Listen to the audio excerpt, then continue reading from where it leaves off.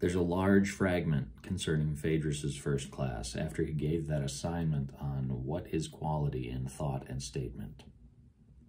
The atmosphere was explosive. Almost everyone seemed as frustrated and angered as he had been by the question. "How are we supposed to know what quality is?" they said. "You're supposed to tell us." Then he told them he couldn't figure it out either and really wanted to know. He had assigned it in the hope that somebody would come up with a good answer. That ignited it. A roar of indignation shook the room. Before the commotion had settled down, another teacher had stuck his head in the door to see what the trouble was. "It's all right," Phaedrus said. "We just accidentally stumbled upon a genuine question, and the shock is hard to recover from." Some students looked curious at this, and the noise simmered down. He then used the occasion for a short return to his theme of corruption and decay in the Church of Reason. It was a measure of this corruption, he said, that students should be outraged by someone trying to use them to seek the truth. You were supposed to fake this in search for the truth, to imitate it. To actually search for it was a damned imposition. The truth was, he said, that he genuinely did want to know what they thought, not so he could put a grade on it, but because he really wanted to know. They looked puzzled. "I sat there all night long," one said. "I was ready to cry. I was so mad," a girl next to the window said. "You should warn us," a third said. "How could I warn you," he said, "when I had no idea how you'd react?" Some of the puzzled ones looked at him with a first dawning. He wasn't playing games. He really wanted to know. A most peculiar person. Then someone said, "What do you think?" "I don't know," he answered. "But what do you think?" He paused for a long time. "I think there is such a thing as quality, but that as soon as you try to define it, something goes haywire. You can't do it." Murmurs of agreement. He continued, "Why this is, I don't know. I thought maybe I'd get some ideas from your papers. I just don't know." This time the class was silent. In subsequent classes that day, there was some of the same commotion, but a number of students in each class volunteered friendly answers that told him the class had been discussed during lunch. A few days later, he worked up a definition of his own and put it on the blackboard to be copied for posterity. The definition was, "Quality is a characteristic of thought and statement that is recognized by a non-thinking process. Because definitions are a product of rigid, formal thinking, quality cannot be defined." The fact that this definition was actually a refusal to define did not draw comment. The students had no formal training that would have told them his statement was, in a formal sense, completely irrational. If you can't define something, you have no formal, rational way of knowing that it exists. Neither can you really tell anyone else what it is. There is, in fact, no formal difference between inability to define and stupidity. When I say quality cannot be defined, I'm really saying formally, I'm stupid about quality. Fortunately, the students didn't know this.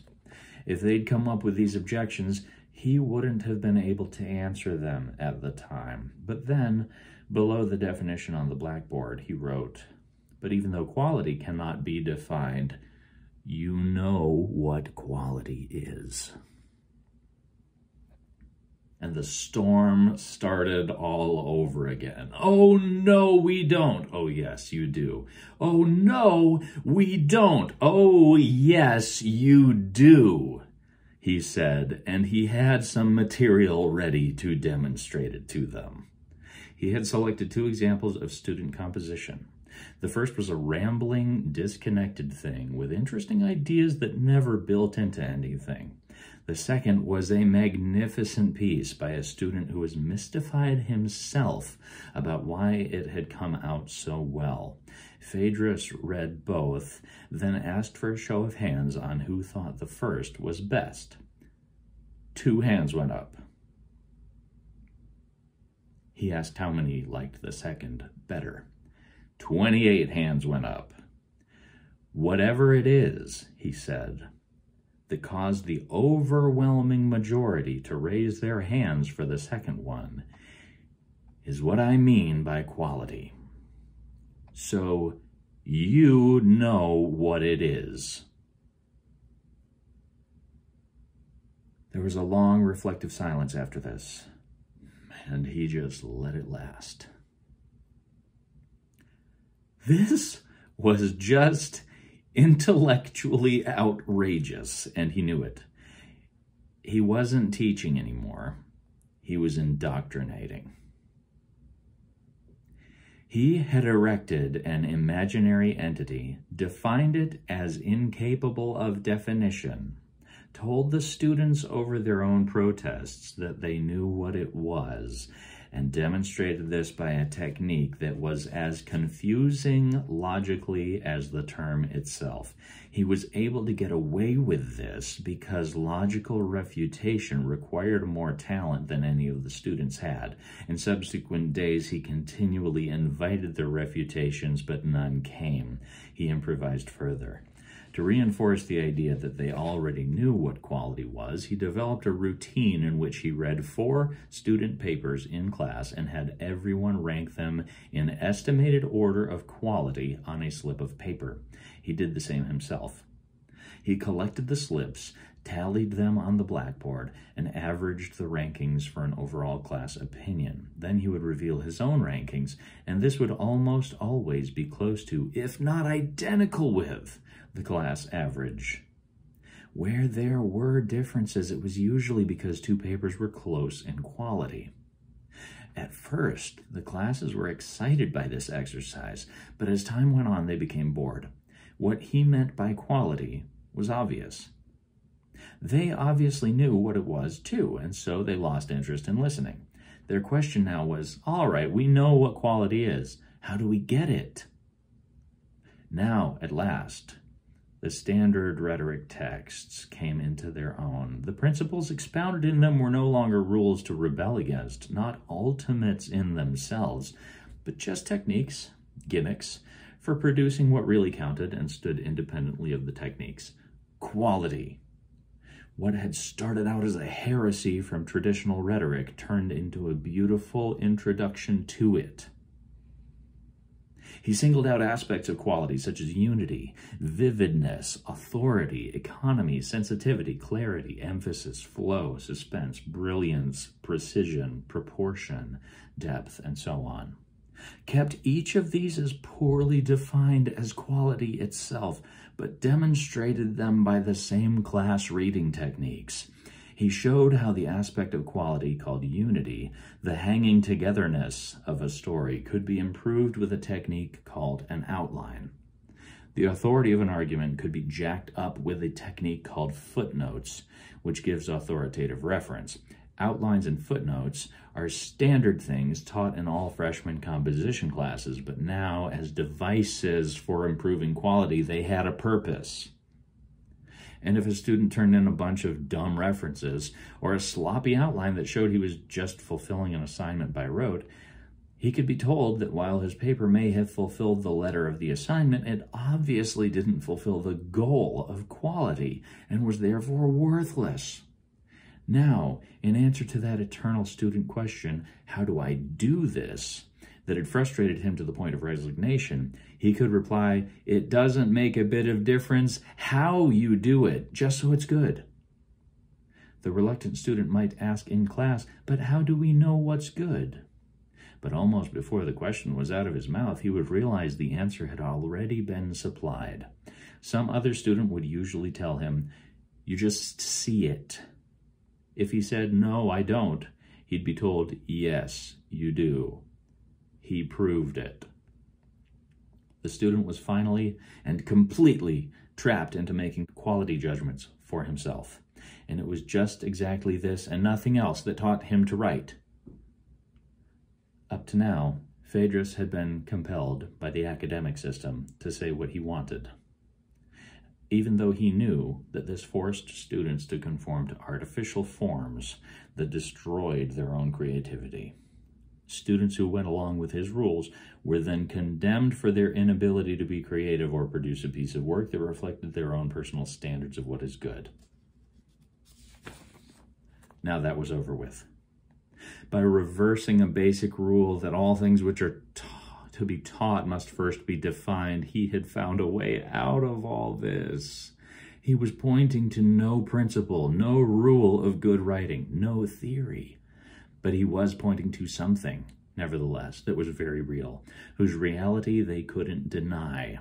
The vacuum that had been created by the withholding of grades was suddenly filled with the positive goal of quality, and the whole thing fit together. Students, astonished, came by his office and said, "I used to just hate English. Now I spend more time on it than anything else." Not just one or two, many. The whole quality concept was beautiful. It worked. It was that mysterious, individual, internal goal of each creative person on the blackboard at last. I turn to see how Chris is doing. His face looks tired. I ask, "How do you feel?" "Okay," he says, but his tone is defiant. "We can stop anywhere in camp," I say. He flashes a fierce look at me, and so I say nothing more. Soon I see he's working his way around me on the slope. With what must be great effort, he pulls ahead. We go on. Phaedrus got this far with his concept of quality because he deliberately refused to look outside the immediate classroom experience. Cromwell's statement, "No one ever travels so high as he who knows not where he is going," applied at this point. He didn't know where he was going. All he knew was that it worked. In time, however, he wondered why it worked, especially when he already knew it was irrational. Why should an irrational method work when rational methods were all so rotten? He had an intuitive feeling, growing rapidly, that what he had stumbled on was no small gimmick. It went far beyond. How far, he didn't know. This was the beginning of the crystallization that I talked about before. Others wondered at the time, why should he get so excited about quality? But they saw only the word and its rhetoric context. They didn't see his past despair over abstract questions of existence itself that he had abandoned in defeat. If anyone else had asked, "What is quality?" it would have been just another question. But when he asked it, because of his past, it spread out for him like waves in all directions simultaneously, not in a hierarchic structure, but in a concentric one.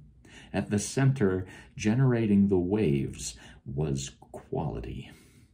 As these waves of thought expanded for him, I'm sure he fully expected each wave to reach some shore of existing patterns of thought so that he had a kind of unified relationship with these thought structures. But the shore was never reached until the end, if it appeared at all. For him, there was nothing but ever-expanding waves of crystallization. I'll now try to follow these waves of crystallization, the second phase of his exploration into quality, as best I can. Up ahead, all of Chris's movements seem tired and angry. He stumbles on things, lets branches tear at him instead of pulling them to one side. I'm sorry to see this. Some blame can be put on the YMCA camp he attended for 2 weeks, just before we started. From what he's told me, they made a big ego thing out of the whole outdoor experience. A proof of manhood thing. He began in a lowly class they were careful to point out was rather disgraceful to be in. Original sin. Then he was allowed to prove himself with a long series of accomplishments. Swimming, rope tying. He mentioned a dozen of them. I've forgotten them. It made the kids at camp much more enthusiastic and cooperative when they had ego goals to fulfill, I'm sure. But ultimately, that kind of motivation is destructive. Any effort that has self-glorification as its final endpoint is bound to end in disaster. Now we're paying the price. When you try to climb a mountain to prove how big you are, you almost never make it. And even if you do, it's hollow victory. In order to sustain the victory, you have to prove yourself again and again in some other way.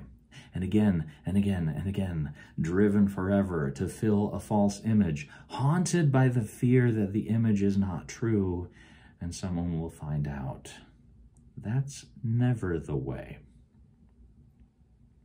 Phaedrus wrote a letter from India about a pilgrimage to holy Mount Kailas, the source of the Ganges and the abode of Shiva, high in the Himalayas, in the company of a holy man and his adherents. He never reached the mountain. After the third day, he gave up, exhausted, and the pilgrimage went on without him.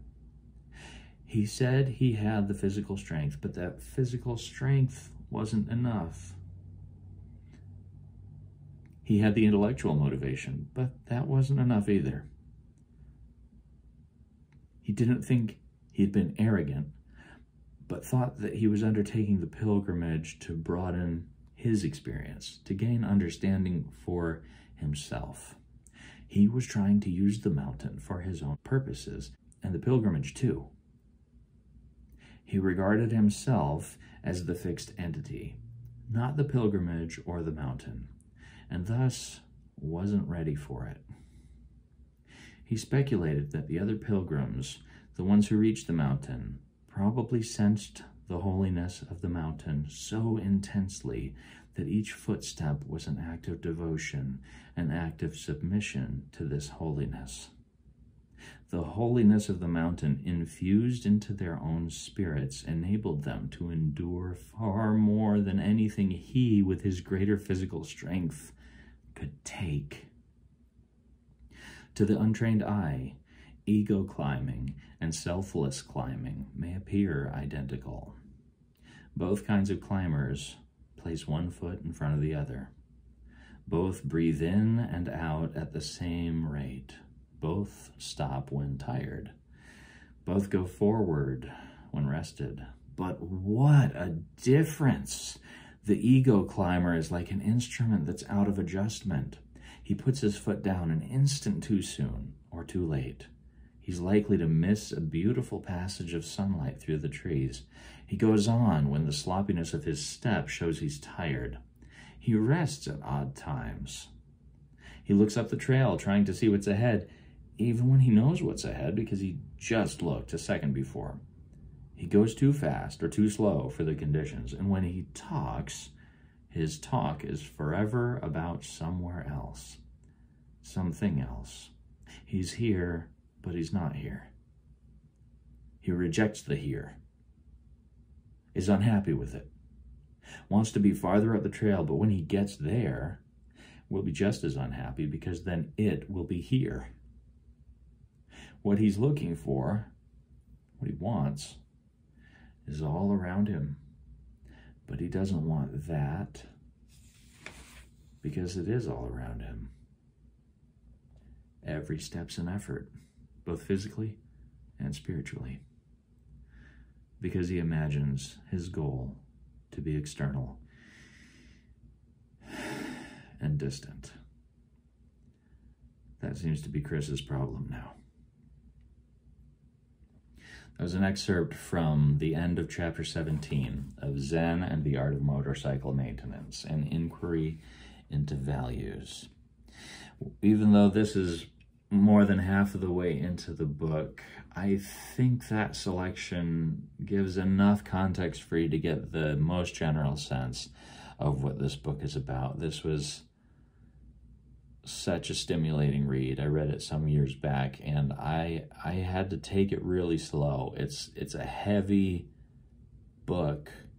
Sometimes I was only taking it a couple pages at a time. And it's hard to explain all of the value that I got out of this book,